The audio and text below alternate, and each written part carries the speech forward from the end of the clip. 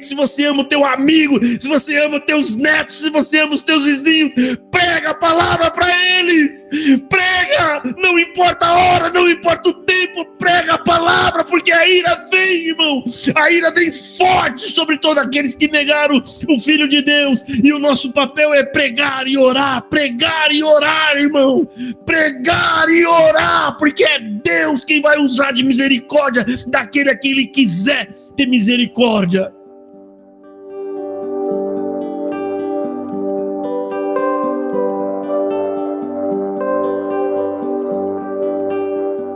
Irmãos, peguem a palavra de Deus e abram ela no livro de Romanos, capítulo 5, e vamos fazer a leitura do capítulo 5 ao versículo 11.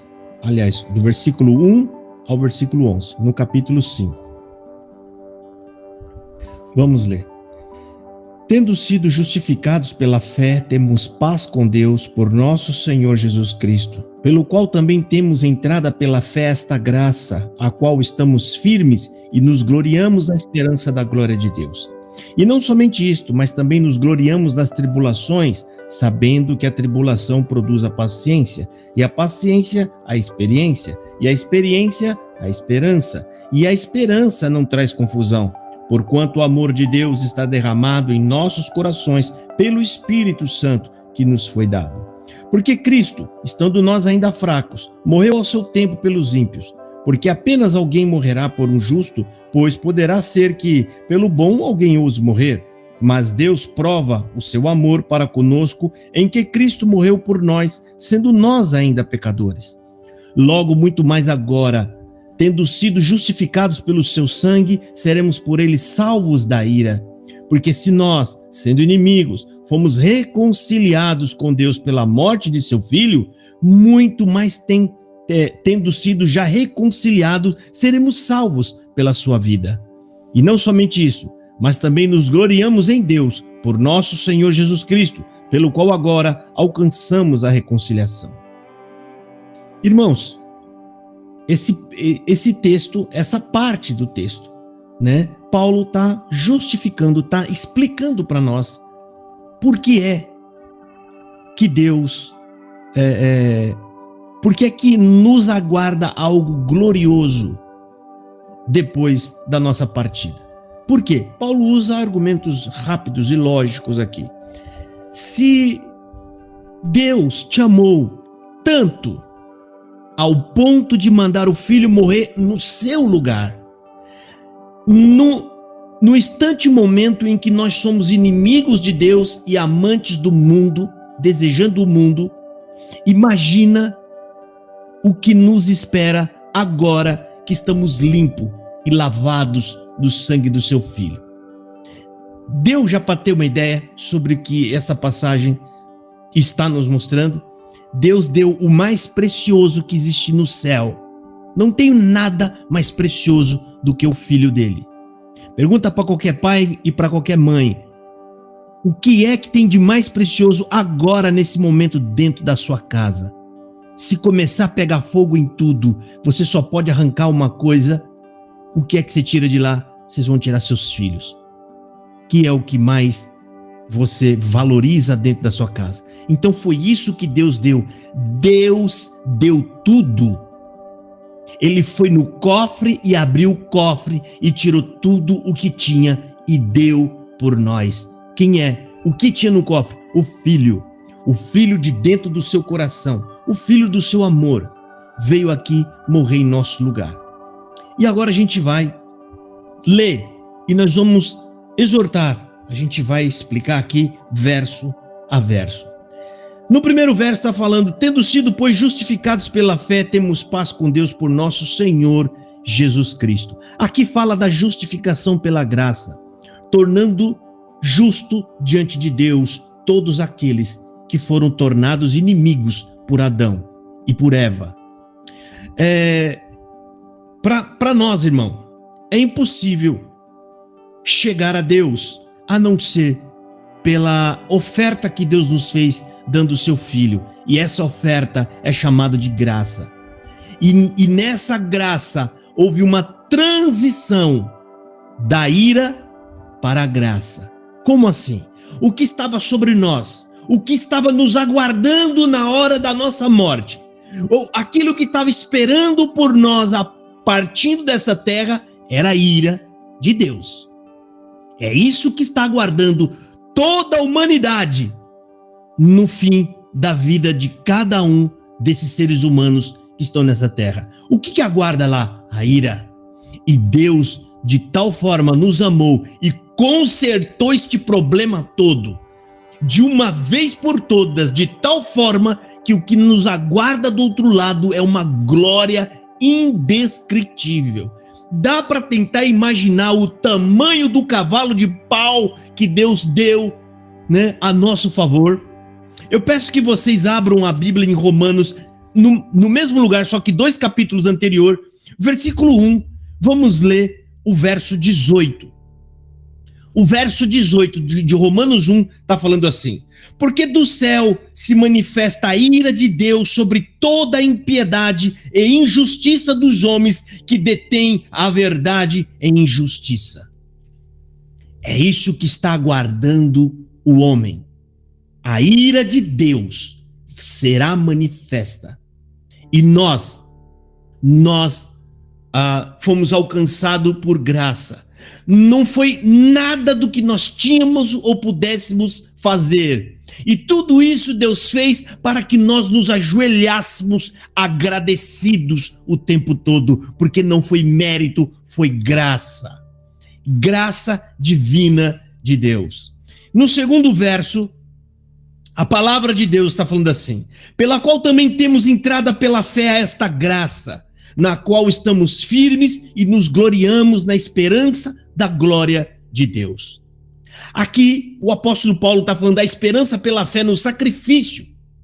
É essa a esperança, irmão, não a nossa esperança humana. A nossa esperança é porque nós temos fé que o sacrifício que foi feito, ele é tão perfeito que a tal ponto que removeu de sobre nós essa ira grande e poderosa que paira sobre a cabeça de todo ser humano que nasce nessa terra. Lançando fora pensamentos que nós tínhamos de incerteza e de dúvida. Pode ter certeza que toda a humanidade, os homens da terra, até crentes que são alimentados com o evangelho falso, aqueles evangelho manco, eles vivem em uma incerteza e ansiosos sobre o que aguarda eles no porvir. Mas nós que nos alimentamos da palavra de Deus, essa palavra que está sendo pregada hoje, ela está mais uma vez reforçando a garantia que nós temos. Por que nós seremos ressuscitados e vamos à glória de Deus? Por quê? Porque Deus nos amou tanto quando éramos pecadores. Imagina o que Ele não vai fazer conosco agora que nós valemos o sangue do Filho dele. Você acha difícil Ele mandar nós nos levantarmos de uma sepultura? O mais difícil, meu irmão, o mais difícil que a gente fala é aquilo que doeu mais. Aquilo que doeu mais em Deus já foi feito. E já está tudo consumado. Deus está aguardando agora os seus filhos vir ao pé da cruz e pedir misericórdia e perdão e se gloriar nesta obra gloriosa que Deus está operando nessa terra. E aqui, irmão, já vale adiantar, que aqui ia ser falado um pouco mais na frente, mas é bom adiantar, né? A gente precisa entender que de Gênesis a Zacarias, ao Velho Testamento, irmão, a ira de Deus estava sobre a humanidade apenas por causa da desobediência de sua palavra. A palavra que Deus deu ordem a Adão e Eva, do qual nós todos hoje somos herdeiros do pecado de Adão e Eva, e a marca do pecado em você, meu irmão, a marca tem como provar que você é um pecador, assim como eu sou um pecador, assim como todos nós somos pecadores. No versículo 12 desse mesmo capítulo que estamos lendo agora, Romanos 5, versículo 12, está falando assim: portanto, como por um homem entrou o pecado no mundo, e pelo pecado a morte, assim também a morte passou a todos os homens, por isso que todos pecaram. Esse verso está falando que todo mortal é pecador. Você é mortal? Pois é, esse é o sinal de que você possui o pecado em sua alma. A morte só tem poder sobre o pecado. sobre o pecador, que foi o que Deus falou: se você pecar, morrerá. Então ali, esse é o sinal do pecado em todos nós. Agora entenda uma coisa, irmão. A ira de Deus, ela tinha uma medida.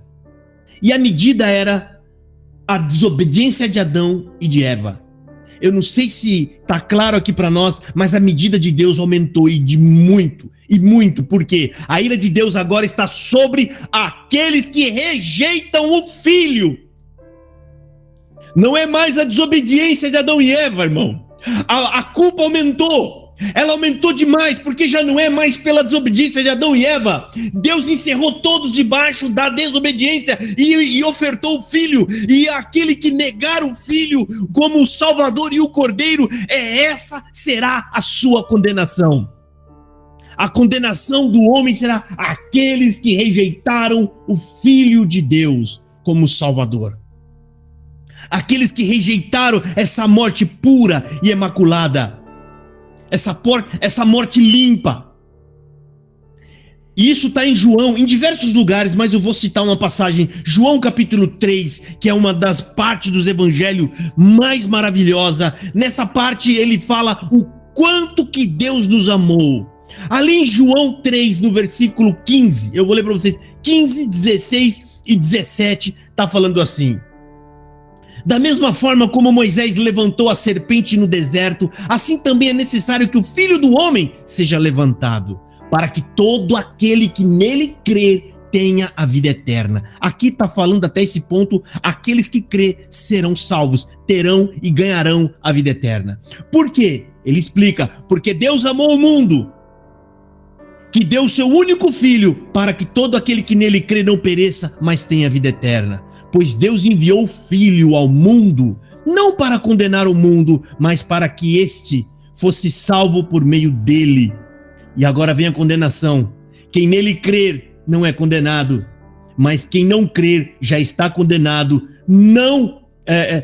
por não crer no nome do unigênito Filho de Deus. Esse verso está falando qual é a condenação. A condenação foi: não creu, rejeitou, negou o Filho. Deus deu o Filho morreu por nós, e os homens, eles não sabem, mas espiritualmente eles estão olhando para a cruz e cuspindo e negando, e indo embora ao seu caminho. Ou seja, a culpa aumentou e muito, irmão. A ira de Deus aumentou, porque da mesma forma que Deus manifestou o amor de tamanho poder e grandeza que é imensurável, a ira de Deus também se levanta na mesma proporção sobre aqueles que negam o Filho de Deus. Então, irmãos, a gente precisa ter em mente isso, que Deus, da mesma forma que Ele manifesta o seu amor, incondicional para todo aquele que vem e se arrepende, irmão, também quando chegar o fim de todas as coisas, Deus vai se sentir insultado por aqueles que negaram o seu próprio Filho como um Salvador. Eles negaram a verdade, eles negaram aquilo que é inquestionável, eles negaram o santo e o puro, o imaculado, irmão. A ira será com grande força. Deus provavelmente vai manifestar grande poder e força na hora da condenação, para mostrar o quanto Ele é poderoso. Isso faz parte da justiça de Deus. E no versículo 3, e não somente isso, mas também nos gloriamos nas tribulações, sabendo que a tribulação produz a paciência. Irmão, as tribulações é uma estrada repleta, ou seja, nós estamos no caminho e as tribulações é como uma estrada repleta de rochas e curvas, e tanta coisa que vem para provar a nossa fé. Essas pedras estão dentro da sua casa, estão dentro do seu trabalho, estão no meio dos seus vizinhos, coisas que vêm te tirar o ânimo, tentar enfraquecer e tentar remover a confiança e a fé que você tem, para, às vezes, tentar diminuir a nossa esperança. Mas, irmão, aquele que entendeu a graça, entendeu o evangelho, a gente não está mais nesse caminho, irmão, para ter vida mais tranquila, ou caminhos aplainados, ou uma vida com mais sossego. Não, irmão, longe disso. Porém, Ao invés de diminuir a nossa esperança, essas dificuldades, o que vai acontecer? Antes, essas tribulações, elas vão se tornar em um meio, né, no qual a nossa fé vai ser fortalecida, irmão. Ela vai ser fortalecida, por quê? Porque a gente não está andando mais esse caminho para ter alguma vantagem sobre as outras pessoas nessa terra, pois cremos que Deus está no controle de todas as coisas. A gente sabe disso, o cristão que é alimentado pela palavra de Deus, ele sabe de tudo isso. E que tudo vai ir bem. A gente não sabe como, mas você pode ter certeza, até o mal que vem sobre o cristão, ele vai trazer benefícios para a glória de Deus. E isso está escrito em Romanos 8, 28. E eu vou ler para vocês aqui, Romanos 8, versículo 28. Sabemos que todas as coisas contribuem juntamente para o bem daqueles que amam a Deus, daqueles que são chamados segundo o seu propósito. Deus está trabalhando em nós e forjando na gente um caráter do seu filho, o caráter do seu amado filho. Irmão, o desejo de Deus hoje, para nós, os que já cremos, os que fomos convertidos, Deus tem um projeto para cada um de nós. E o projeto que Deus tem na nossa vida é fazer com que nós sejamos cada vez mais parecidos com o seu santo filho, Jesus Cristo. Essa é a vontade, porque o filho é a perfeição e o pai quer que os outros filhos cheguem também à perfeição. Esse é o carinho que Deus tem por nós. Deus quer nos transformar em filhos obedientes, em filhos que não negam, em filhos que não blasfemam.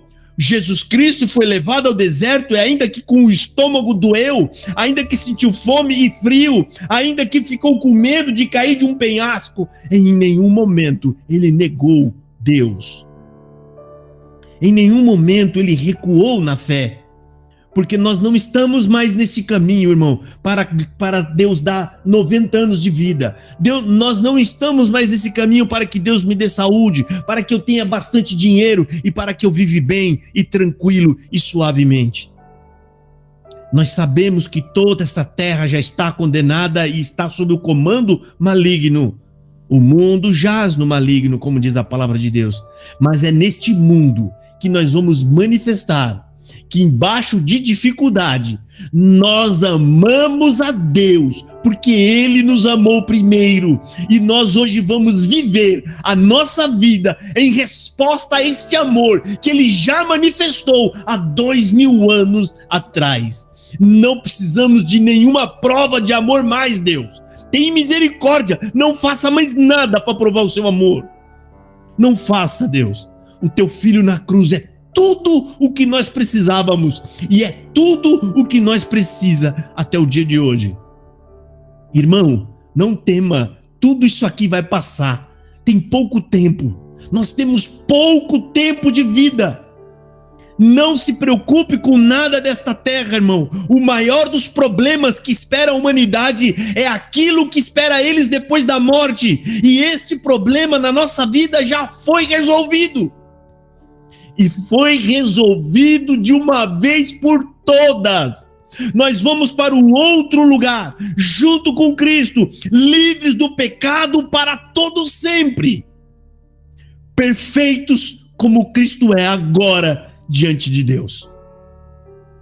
Perfeitos, imaculados. E no capítulo 5, irmão, o verso 5, porque o 4 é pequenininho e ele fala sobre a mesma coisa no 3. No versículo 5 está falando o seguinte: e a esperança não traz confusão, porquanto o amor de Deus está derramado em nossos corações pelo Espírito Santo que nos foi dado. Irmão, o Espírito Santo, ele é o amor de Deus em nosso coração. Esse verso está claro quanto a isso aqui. Sabe o amor e a compaixão que você sente por Deus? Sabe aquele desejo que quando você crê, você passa a amar Deus, você passa a amar Jesus, você quer ler a palavra, isso daí é uma prova da manifestação do Espírito Santo dentro do seu coração. É o Espírito Santo se mexendo dentro de você. Porque nós, irmão, entenda uma coisa: o homem natural não ama Deus.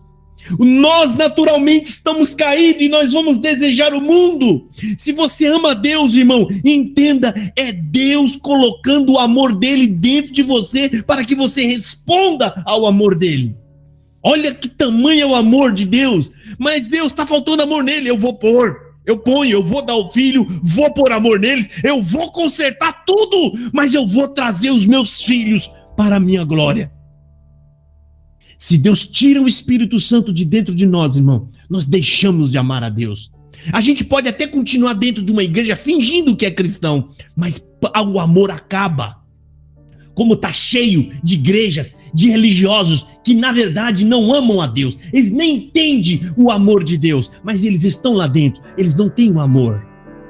O amor de Deus, irmão, ele mexe dentro de nós, ele faz com que você seja cristão, você pode estar sozinho numa ilha deserta, agora você é cristão lá, porque você ama a Deus, não é mais o nosso amor, nós não somos movidos e motivados mais pelo medo, irmão, ou pelo temor da ira. O que nos motiva agora é o amor de Deus em Cristo, nos constrange de tal forma que a gente se sente, diminuído e humilhado, tentando a todo momento agradar cada vez mais e consertar aquilo o que a gente fez de errado no passado. Essa manifestação, Deus colocou o amor dentro do nosso coração para isso, irmão, para manifestar. E por esse amor, irmão, hoje nós temos acesso ao amor divino de Deus. O amor divino de Deus, quando a gente manifesta pelo próximo, tendo compaixão de alguém, orando por alguém. Sabe quando você chora, irmão? Quando você vê uma situação difícil e você não pode fazer nada. Ou quando você fica indignado com uma injustiça. Ou quando você fica irado com mentiras e coisas erradas. Principalmente quando envolve a Deus. Tudo isso é manifestação do Espírito Santo dentro de você. É a manifestação de Deus, o amor, a justiça, o desejo pelo justo pela verdade. Tudo isso é manifestação de Deus. Para você entender como nós não somos nada, irmão. Deus, além de pagar nossa dívida, Ele entrou em nós ainda para fazer com que a gente conseguisse produzir alguma obra boa e agradável a Ele. Até as obras que a gente produz são de Deus. É Deus quem faz em nós. E é o nome de Deus que é o único que pode ser glorificado, irmão. Com verdade, com justiça. É só Deus, o único. E essa é a demonstração de Deus dentro de nós. E a prova maior desse amor, irmão, Deus provou de diversas maneiras o seu amor. De diversas maneiras, abrindo o mar vermelho, Deus provou o amor dele. Deus teve paciência, com aqueles que fizeram coisas erradas contra o povo de Deus. Deus foi lá e tirou. Deus deu juízes, Deus deu sanção, Deus falou na boca de profetas. Mas por último, irmão, Deus deixou esse amor de uma forma tão clara e tão terrível, irmão, que foi Ele mandando o próprio Filho morrer em nosso lugar, depois de passar por uma humilhação e ser crucificado como a pessoa mais horrível entre os judeus, que era um maldito. Ele foi crucificado como um homem maldito. Essa é a mais clara e evidente e nítida manifestação do amor de Deus, porque ele é lógico, ele chega a ser lógico. Ou seja, quem é que dá um filho, e um filho amado, obediente, perfeito e justo, para morrer no lugar de pessoas que é totalmente o contrário a todas essas qualidades que foi falado agora aqui? Injustos, enganadores, mentirosos, roubadores, depravados, e tudo mais. Quem faria isso?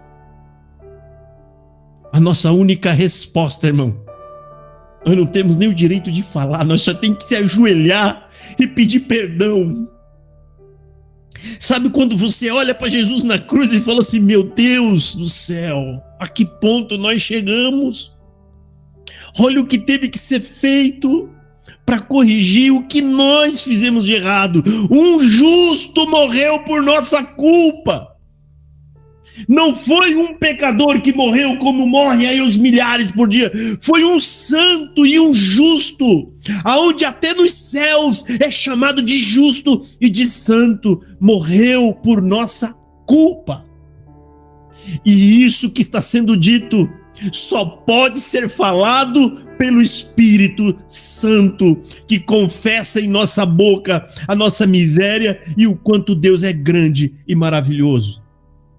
Quando a gente fala que só pode falar, é falar de alma, é falar de dentro, é falar crendo verdadeiramente nisso. No versículo 6, irmão: porque Cristo, estando nós ainda fraco, morreu ao seu tempo pelos ímpios. Cristo morreu ao seu tempo pelos ímpios.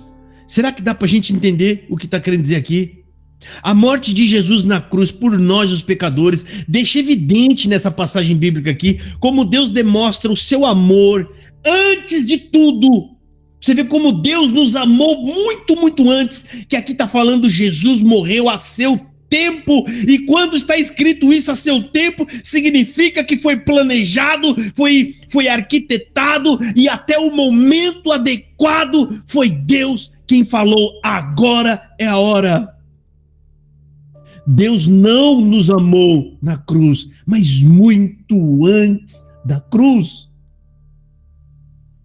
Deus, irmão, em outras palavras, Deus sempre nos amou, sempre.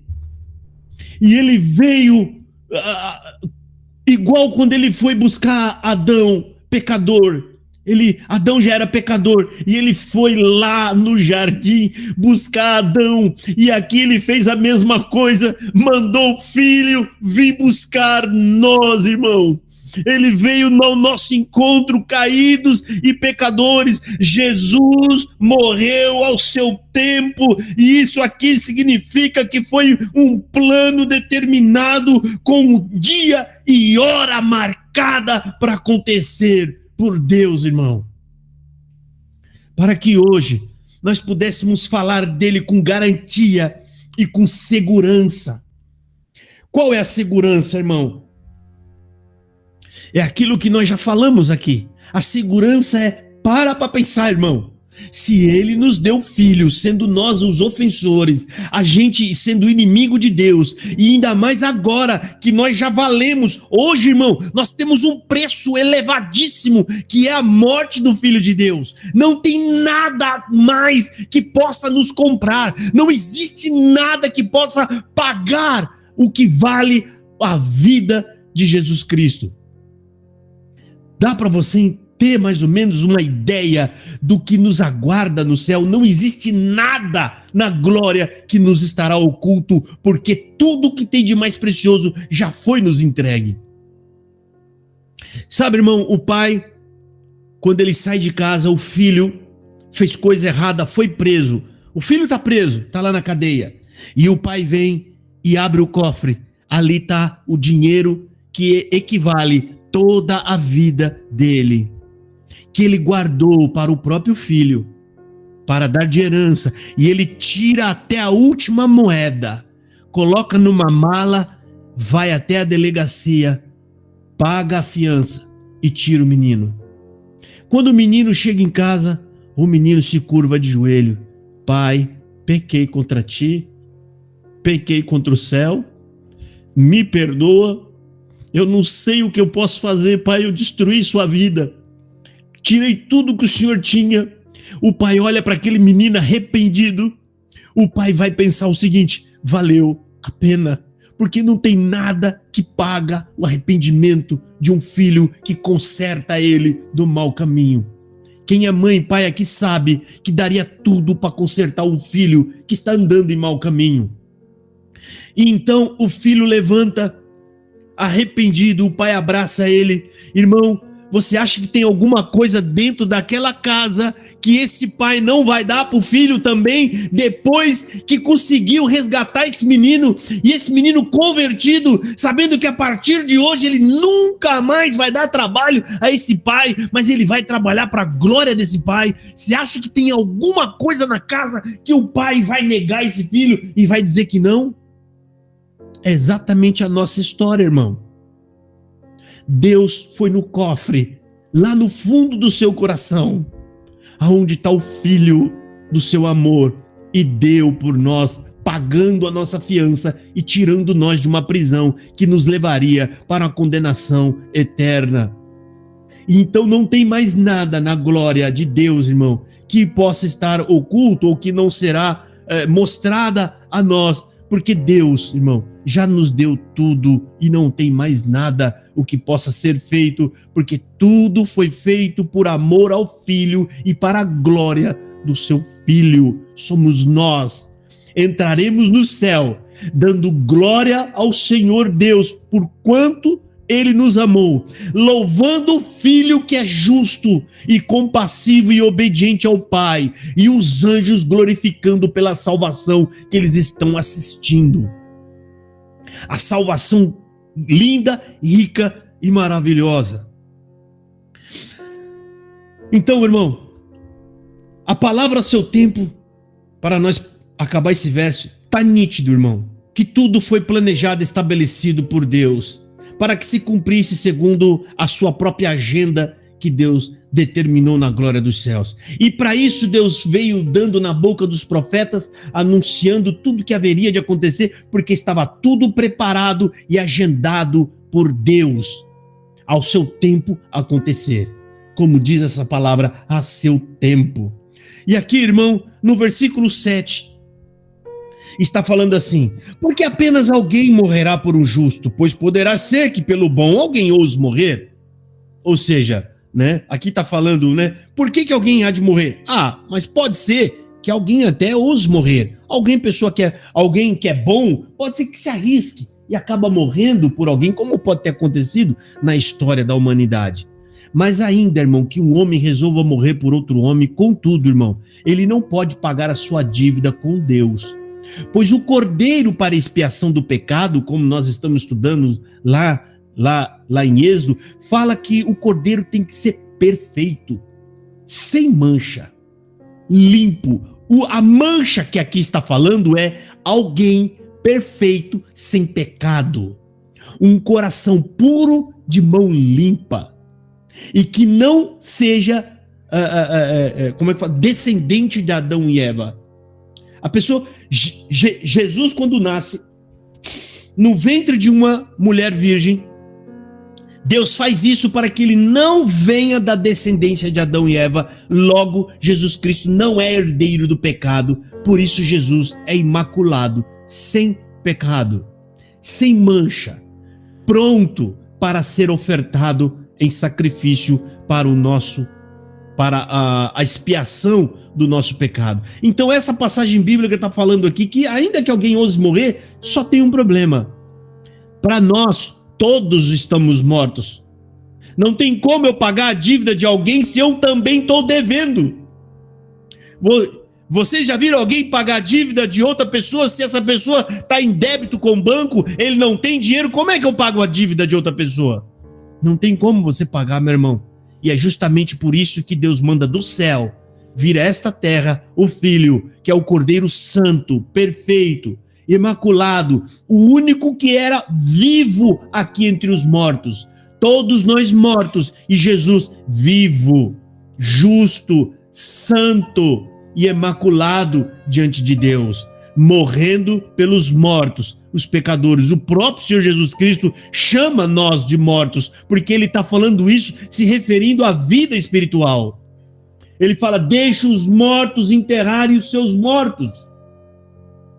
Jesus chama das pessoas de mortas, mas na sequência ele não fala, mas parece que ele quer dizer: venham, que eu estou chamando vocês para dar vida, e vida em abundância, que é o que é falado em outra passagem bíblica. Então, irmão, só para nós entender como ninguém poderia morrer por ninguém, como até hoje ninguém pode morrer por ninguém, Romanos no capítulo 3, no versículo 23, famosa passagem bíblica, está falando: pois todos pecaram e destituídos estão da glória de Deus. Ou seja, exatamente todos. E aqui quando fala todos, ele está se referindo aos vivos e os que haveriam de nascer. Todos toda a humanidade, aqueles e os que virão, porque todos os que virão de um ventre de uma mulher que teve conjunção carnal, nascendo assim da linhagem de Adão e Eva, trazendo sobre si o pecado, né, o sinal do pecado. Qual é o sinal do pecado em nós, irmão? A morte. A morte. Você é mortal, irmão? Eu sou mortal. Então esse é o sinal de que você é um pecador. Ninguém está livre disso, né? E para vocês entenderem, eu vou ler de novo, porque eu já li aqui, o versículo 12 desse mesmo capítulo está falando assim: portanto, da mesma forma como o pecador, como o pecado entrou no mundo, né, por um homem, e pelo pecado a morte, também a morte se passou a todos os homens, por isso que todos pecaram. Aqui está falando, olha, Josafá, você entendeu aqui, você percebeu como pelo pecado entrou a morte. Deus falou, não peca, se você pecar, morrerá. É sobre isso o que está falando Romano, sobre a fala de Deus em Gênesis. Não peca, no dia em que pecar, morrerá. Então, pelo pecado entrou a morte. E a morte passou para todos os homens, para toda a humanidade. Por isso que todos são pecadores. É assim que Paulo está falando. Paulo usa um raciocínio lógico. Ele fala, puxa vida, mas é verdade. Eu sou mortal? Sou. Então é o sinal do pecado que está em mim. O pecado, irmão, quando Jesus morre, ele morre para tirar sobre nós a condenação da alma. Mas aquela condenação de Gênesis sobre a nossa carne morrerá, ela permanece. E nós vamos sofrer aquilo que Deus determinou. Morrerá, a gente morre. Só que tem uma passagem aqui em Coríntios, que eu não lembro agora qual que é, que diz o seguinte: nós estávamos condenados, a alma na carne, ou seja, morria a carne e a alma também era morta e ela ia embora. Quando Jesus morre em nosso lugar, ele liberta a alma da morte da carne. Hoje morre a carne, mas a alma rende a Deus, livre e liberta para morar com ele em vida eterna. Entendeu? Jesus veio resolver o nosso problema posterior à morte. Por isso que ele fala, não tema a morte, não ame esse mundo. Ele fala, não ame esse mundo é passageiro. Mas se matar a gente, se matar vão estar fazendo um serviço para Deus. Mas todo o discurso de Deus, de Cristo, se referia à vida após a morte. A vida, o julgamento, ele fala de julgamento. Aquele que crê em mim não entra em juízo, mas já passou da morte para a vida. Mas nós vamos morrer. Pois é, para você ver que ele não está falando dessa morte, não está falando dessa vida da terra. Jesus está falando, todos vão morrer. A ira de Deus está pairando na cabeça de toda a humanidade. E ele veio tirar a ira da tua cabeça, a condenação. E os homens não têm ideia do peso e da força que vinha a ira de Deus sobre essas pessoas. Não é por um dia, e nem por 2, e nem por 3, será por toda a eternidade, irmão. Toda a eternidade. E aqui, irmão, vamos avançar aqui, versículo 8. Mas Deus prova o seu amor para conosco, em que Cristo morreu por nós, sendo nós ainda pecadores. Ou seja, Paulo está reforçando aqui, irmão, ele está reforçando que Cristo morreu especificamente por nós. Ou seja, por nossa culpa. Ele não veio para livrar a terra de ser queimada. Ele não veio livrar os animais, ele não veio livrar nada disso. Ele veio morrer por nós, para tirar nós dessa terra. A terra está condenada, não tem mais salvação para ela. E sobre ela paira sangue justo clamando por justiça. E nós seremos salvos disso quando cremos em Cristo Jesus. Mas todos aqueles que ficarem aqui, o fogo de Deus consumirá, junto com o pecado que está sobre a terra e o sangue justo. E o principal deles, o de Cristo Jesus, que está sobre essa terra, que é o que selou esta terra para a condenação. Mas Deus nos amou, irmão, nós estando ainda em desobediência. Enquanto nós amávamos o mundo, irmão, enquanto a gente amava o mundo, Deus já tinha um plano Porque já nos amou primeiro, nos amou muito antes, a gente não sabe nem dizer quando, a Bíblia fala antes da fundação do mundo, porque Deus conhece tudo à frente, irmão, ele já tinha manifestado o seu amor. Como assim? A morte de Cristo na cruz é a execução do amor, mas Deus nos ama quando ele planeja nos salvar. Quando ele já começa a planejar, já começa a arquitetar, ali está a manifestação do seu amor. Mas a morte na cruz é a evidência sólida para nós desse amor. É a prova viva e cabal na conclusão do amor de Deus. Mas Deus já nos amou muito tempo atrás, irmão. E nenhum de nós pode entender por quê. Por quê, Senhor? Por que eu? Não tem porquê, meu irmão. Isso é graça. Nós só temos que nos ajoelhar. Você não pode chegar aos pés da cruz, irmão, de verdade, porque já foi aquela cruz. Mas se você se ajoelhar, fechando os teus olhos, por fé, irmão, você estará diante da cruz de Cristo, irmão, pedindo: Senhor, perdoa os meus pecados. Todos os dias eu peco, Senhor. Eu sei que tu me amou e resolveu o meu problema, Senhor, mas eu careço da sua misericórdia por todos os dias da minha vida. A parte do Salmo 23 que é pouco falada, o último verso. Davi, sabendo da sua miséria e de como ele era um pecador, irmão, porque ele já tinha cedido a pecados e tentações, mas no último verso ele fala: certamente que a bondade e a misericórdia do Senhor me acompanhará por todos os dias da minha vida. Davi está se referindo a perdão. Certamente que Deus vai continuar me perdoando por todos os dias da minha vida. E é isso que Deus faz com Cristo, irmão. Cristo veio resolver o nosso problema de uma vez por todas. Deus sabe que nós estamos num corpo pecaminoso, mas o que irrita a Deus é aquilo o que você ama. É aquilo. Tem gente que peca amando o pecado, tem gente que peca aborrecendo o pecado e entrando em choro e em crises e procurando Deus e pedindo compaixão e misericórdia, irmão. É isso que Deus espera de nós. Não amemos o mundo, nem as coisas que o mundo tem para nos dar, irmão. O nosso amor tem que estar em Deus. E você só pode aumentar o teu amor. Você só pode amar a Deus e a Cristo com conhecimento, entendendo a palavra, entendendo o que Ele fez, entendendo o quanto Ele nos ama. Por isso a importância da pregação bíblica dentro da palavra de Deus, para trazer nosso conhecimento e fundamento, para que você possa explicar às pessoas a razão do seu amor e da sua fé, irmão.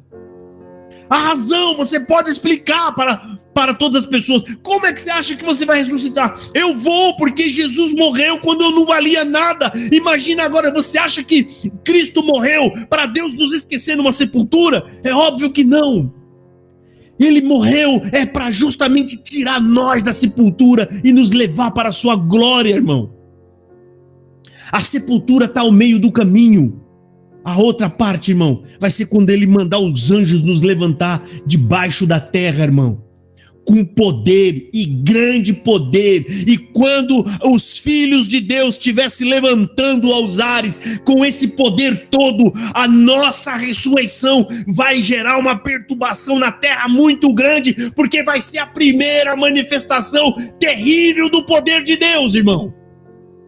A primeira manifestação, chão abrindo, solo rachando, gente se levantando, o povo subindo. E vai ver o poder de Deus, irmão. Coisa que a gente não pode nem imaginar. Mas uma coisa é certa, que o povo que vê os filhos de Deus subindo, eles sabem que alguma coisa vai vir de lá de cima também. E o que vai vir, irmão, é a ira de Deus. Jesus Cristo montado num cavalo branco de montaria, com a espada desembaiada. Sabe o que isso significa? Isso está em Apocalipse, que ele vem para a guerra, ele vem para destruir, ele vem para descer o juízo de Deus sobre a humanidade. Deus abençoe. E aqui, irmão, versículo 9, perdoa o tempo aqui, tá?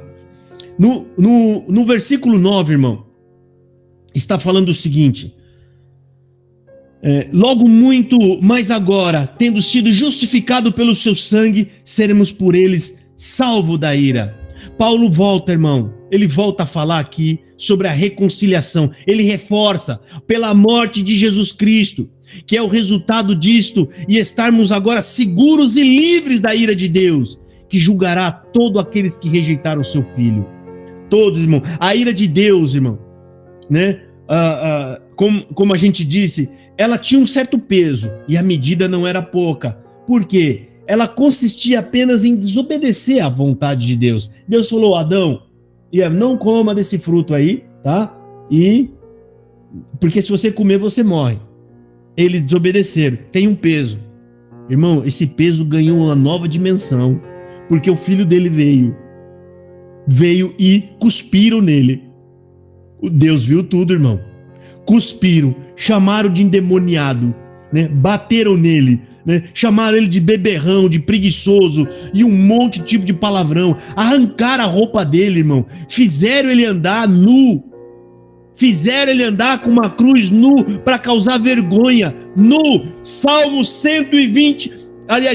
22 está falando: e nós poderíamos contemplá-lo e contar todos os seus ossos. Isso significa que eu poderia ver todo o corpo dele a ponto de contar cada osso. O diabo matou ele da forma mais humilhante que pôde, nu numa cruz, para fazer com que os seus discípulos tivessem vergonha e se afastassem dele. Imagina o santo de Deus nu, sem poder sequer, irmão, esconder as suas vergonhas com as suas mãos, porque elas estavam pregadas na cruz. Deus viu tudo isso ao ponto de encerrar o céu com nuvens escuras, para demonstrar a profunda tristeza de Deus de ver o seu filho no momento mais trágico e difícil, expirando e morrendo e clamando: Deus, você me desamparou. Mas era necessário que aquilo acontecesse, irmão. Tudo isso está guardado e não está esquecido, está reservado. Por isso, meu irmão, se você ama o teu parente, se você ama o teu amigo, se você ama os teus netos, se você ama os teus vizinhos, prega a palavra para eles, prega, não importa a hora, não importa o tempo, prega a palavra, porque a ira vem, irmão, a ira vem forte sobre todos aqueles que negaram o Filho de Deus, e o nosso papel é pregar e orar, irmão. Pregar e orar, porque é Deus quem vai usar de misericórdia daquele a quem Ele quiser ter misericórdia. Tá tudo isso na memória de Deus, irmão.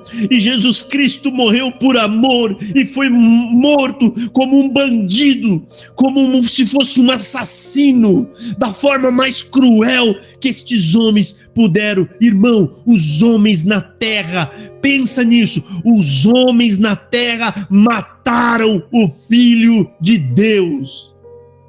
E haverá vingança. Deus disse: a ira é minha, eu recompensarei. Aliás, a vingança é minha. Ele fala: eu recompensarei. O nosso papel, prega a palavra, irmão. Prega. Se você ama o teu parente, a gente às vezes não precisa falar demais, às vezes até para causar alguma intriga ou alguma confusão.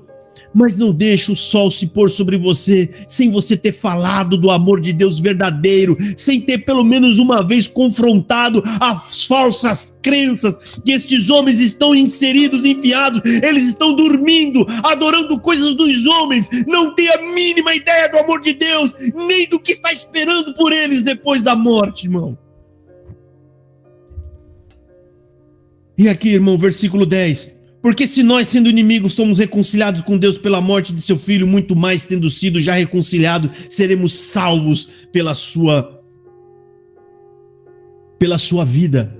Aqui está falando, irmão, se Deus, sendo nós inimigos, removeu os nossos pecados pelo sangue de seu Filho, é óbvio, irmão, que Ele também vai nos dar muito mais com a vida de seu Filho.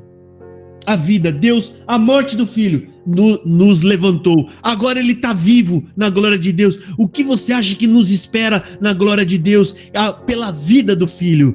Lembra, Jesus, Ele orou a Deus dizendo: Pai, eu quero te fazer um pedido. Olha que pedido. Isso é amor demais, irmão. Aonde eu estiver, eu quero que eles estejam comigo. Ele pediu para que nós estejamos com ele para todo sempre, irmão. Nunca mais haverá separação. Nunca mais. Né? Então, irmão, só para nós adiantarmos aqui, porque já está passando o horário, versículo 11. E não somente isso, mas também nos gloriamos em Deus, por nosso Senhor Jesus Cristo, pelo qual agora alcançamos a reconciliação. Ou seja, irmão, mediante a todas esse plano de Deus, esse amor, essa demonstração de Deus, né, de amor por nossas almas, devemos nos gloriar em Deus, irmão, como um filho orgulhoso que tem prazer do seu pai, que foi te buscar, que enfrentou adversários inimigos para nos levantar do pó e nos dar vida e nos dar dignidade diante de Deus. Nós temos hoje do que nos gloriar, que é o que Paulo diz, hoje nós nos gloriamos pela nossa confiança em Deus que nos reconciliou em seu Filho Jesus. Nós nos gloriamos, não é a nossa, é a glória de Deus. Eu me orgulho de falar, sou filho de Deus, Deus me chamou, Deus me deu a graça do seu amor e do seu perdão. Essa é a nossa glória, irmão. Esse é um prazer indescritível, do qual a gente não deve se envergonhar, meu irmão. Não se envergonha, se orgulhe. Hoje nós estamos sofrendo os mesmos vitupérios de Jesus Cristo: desprezo, enganação, mentem contra nós, nos difamam, às vezes até alguns nos agridem, irmão. Mas isso tem um tempo para passar. Quando nós estivermos subindo, essas pessoas vão olhar para nós e vão ter a plena certeza, estávamos errados todo o tempo, e nós receberemos a glória de Deus em uma festa maravilhosa que está nos aguardando. Por fim, irmão, entenda, você saiu de dentro de um calabouço, pronto para ser lançado no fogo. Isso foi trocado por uma festa que não tem tamanho e não tem igual. Você já imaginou o tamanho da volta que Deus deu? Ou seja, como a sua vida foi transformada, como que a gente mudou de marginais e pecadores para pessoas que estarão na glória, numa festa intranscritível, irmão. Irmão, pensa na maior festa da terra. Ninguém na terra tem tanta glória e poder como Deus. A festa maravilhosa, aonde cada um de nós vamos tomar das nossas coroas e vamos pôr aos pés de Jesus e falar: Senhor, Tu é puro de coração, Tu é limpo de mão, Senhor. Teu é o mérito, e nós te devolvemos o nosso poder e a nossa glória. Essa vai ser a nossa manifestação de amor naquele dia, né? Devolvendo ao Senhor aquilo que é dele, porque coroa é sinal de poder, é sinal de domínio, e nós vamos devolver aos pés de Cristo, e vamos fazer isso com alegria, e depois de ter feito isso, vamos estar junto dele, irmão, protegidos às costas dele, e ele nos guardando para o resto de toda a eternidade, irmão. Essa é a pregação da mensagem da palavra de Deus de hoje, e eu deixo esse pedido aqui para vocês, irmão. Não se esqueçam disso, não cessem de orar.